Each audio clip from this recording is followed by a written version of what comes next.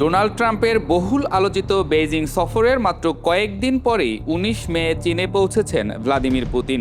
আন্তর্জাতিক রাজনীতিতে এই সময়টাকে কেবল কূটনৈতিক ক্যালেন্ডারের কাকতালীয় ঘটনা হিসেবে দেখছেন না বিশ্লেষকরা।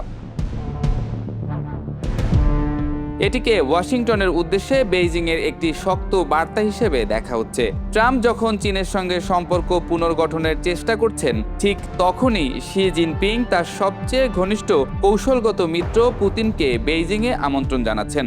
যুক্তরাষ্ট্রের সঙ্গে আলোচনার দরজা খোলা রাখলেও চীন রাশিয়াকে ছাড়ছে না।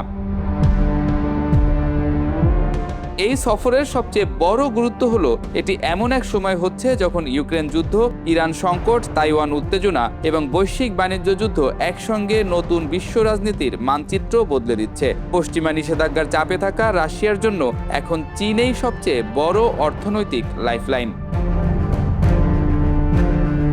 অন্যদিকে যুক্তরাষ্ট্রের চাপের মুখে বেইজিংও মস্কোকে ব্যবহার করছে একটি কাউন্টার ওয়েট হিসেবে। ফলে পুতিন শি বৈঠক এখন শুধু দ্বিপক্ষীয় সম্পর্ক নয়, বরং পশ্চিমা নেতৃত্বাধীন বিশ্ব ব্যবস্থার বিপরীতে বিকল্প শক্তি বলয়ের প্রতীক হয়ে উঠছে।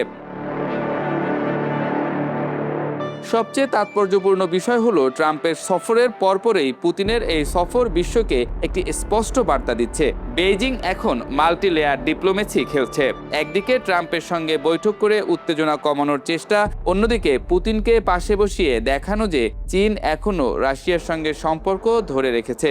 আর সে কারণেই পুতিনের এই সফরকে শুধু আরেকটি রাষ্ট্রীয় সফর নয়, বরং নতুন ঠান্ডা যুদ্ধের ভূ রাজনৈতিক শক্তি প্রদর্শনের মঞ্চ হিসেবেও দেখা হচ্ছে।